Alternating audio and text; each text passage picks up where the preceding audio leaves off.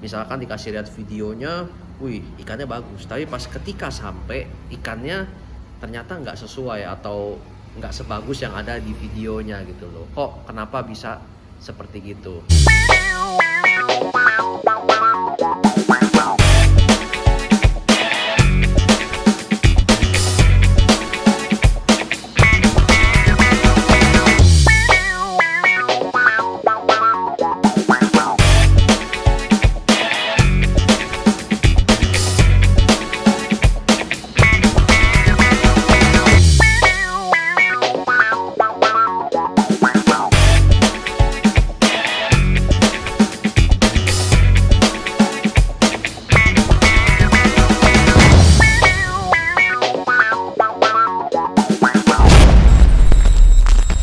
Ya, halo teman-teman semua, kembali lagi di channel Gapi 8. Nah, kali ini kita ingin ngobrol-ngobrol sedikit nih, khususnya bagi teman-teman semua yang mungkin adalah seller atau breeder dari ikan gapi.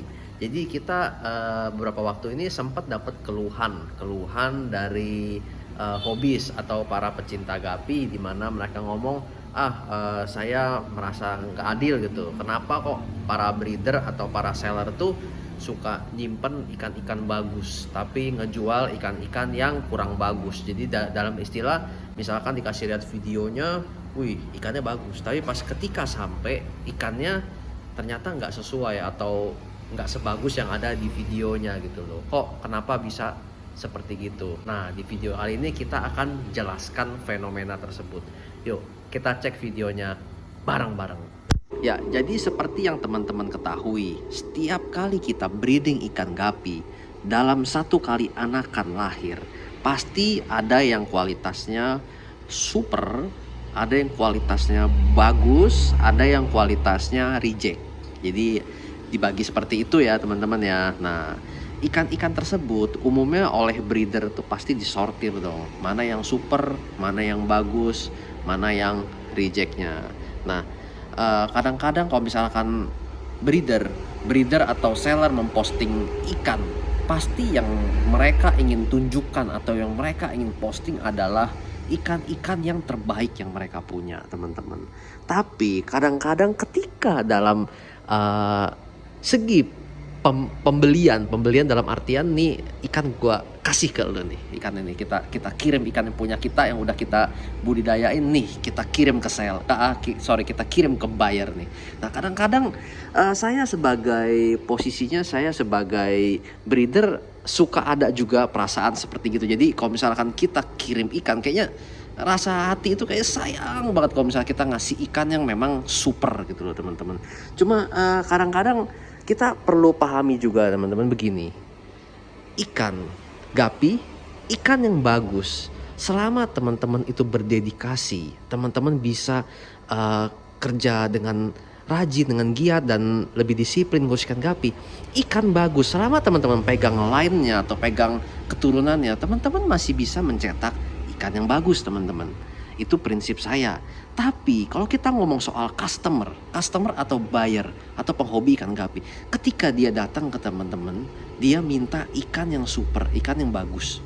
Nah, saat teman-teman ngasih mereka ikan yang kurang bagus, di saat itulah teman-teman kehilangan customer.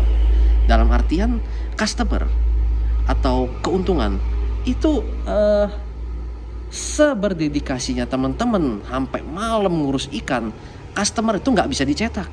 Customer itu ada waktunya, ada kesempatan tertentu mereka bisa datang ke teman-teman.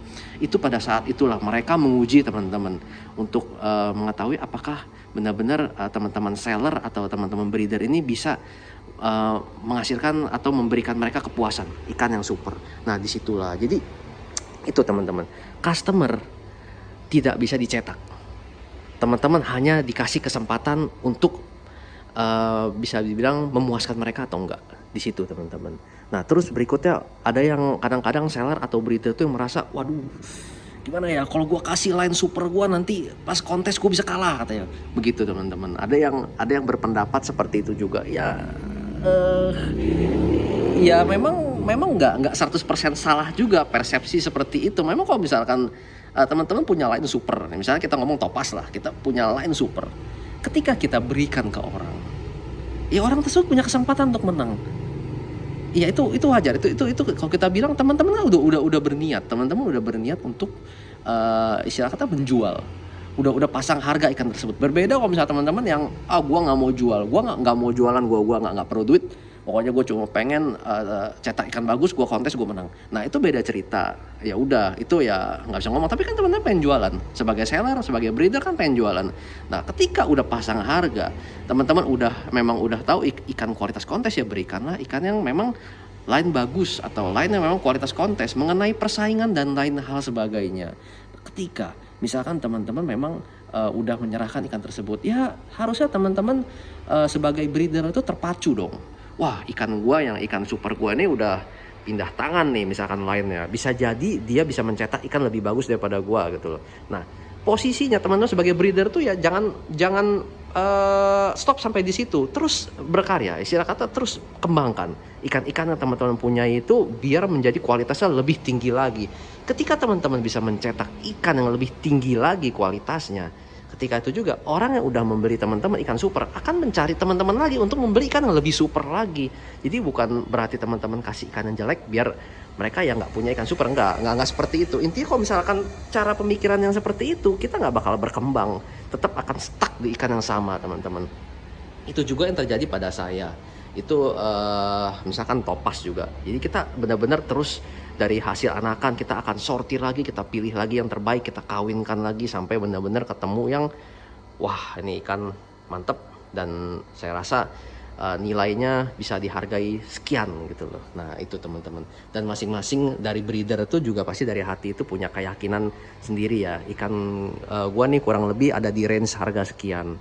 Ikan gua mungkin masih berada di level-level harga 100-200 ribu atau mungkin harga 300-500 ribu, atau gua rasa ikan gua ini bagus bisa lebih 1 juta ke atas gitu loh. Jadi ya disesuaikan aja teman-teman dari segi tersebut. Terus jadi bagi teman-teman nih yang merasa sayang nih untuk memberikan ikan-ikan yang super atau ikan yang bagus, ya coba teman-teman pikirkan kembali. Ikan kita sebagai breeder nih, kita ngomong sebagai breeder, kita perlu menyimpan ikan, terutama ikan-ikan yang memang bagus dan super. Tapi bukan semata-mata cuma untuk nyimpan dan sayang dikasih ke customer, itu salah teman-teman. Ikan super, ikan bagus kita simpan harus memiliki tujuan.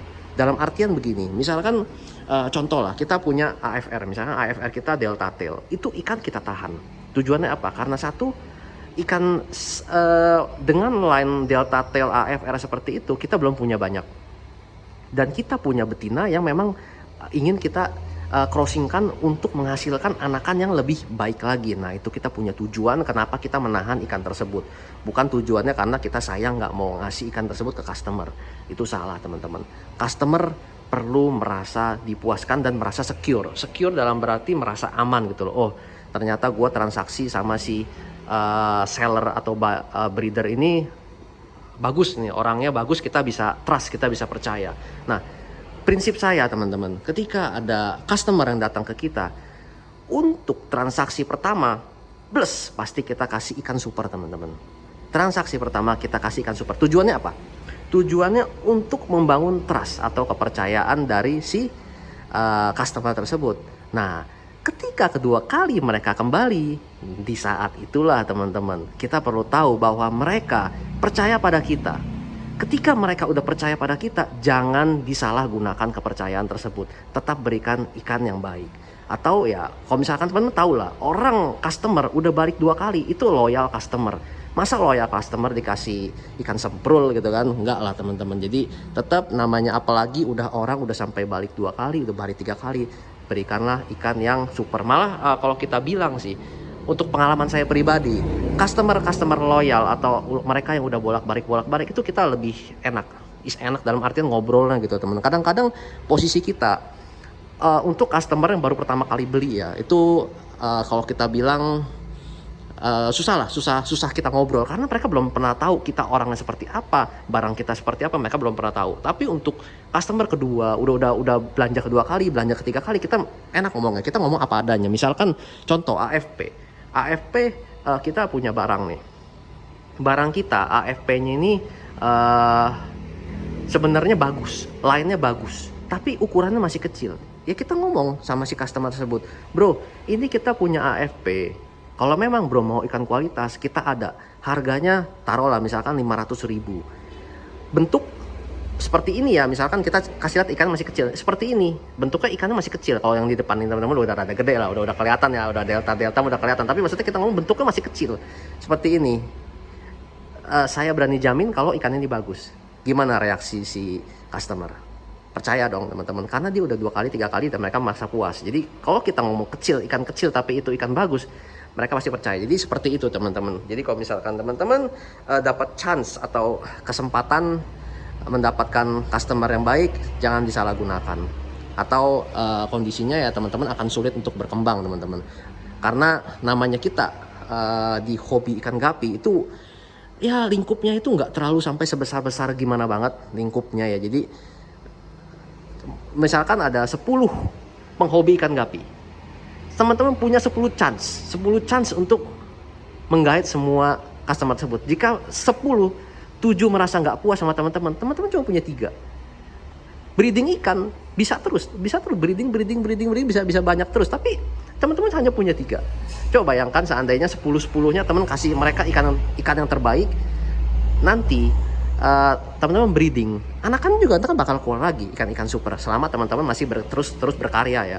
Anakan masih keluar lagi, teman-teman masih punya 10 customer lagi yang masih bisa untuk teman-teman oper ikan-ikan teman-teman tuh. Ada 10 customer kan lebih enak seperti itu loh. Jadi kurang lebih lah teman-teman, itulah gambaran kita mengenai dari segi breeder, seller atau customer gitu loh. Jadi jangan pantang menyerah buat teman-teman semua. Namanya kita di hobi harus saling menguntungkan gitu loh. Karena posisinya ya saya juga ya bukan cuma breeder, saya juga sebagai buyer juga loh, sebagai customer juga. Karena ya namanya hobi, kita terus berputar gitu. Kadang kita perlu mencari ikan bagus, kadang kita perlu menjual, semua serba berputar. Mana tahu customer teman-teman pun nanti akan menjadi partner teman-teman juga yang akan tukar-tukaran ikan gitu loh.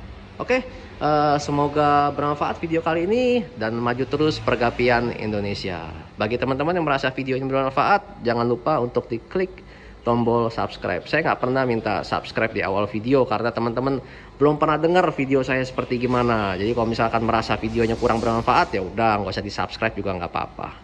Oke, salam Gapi 8.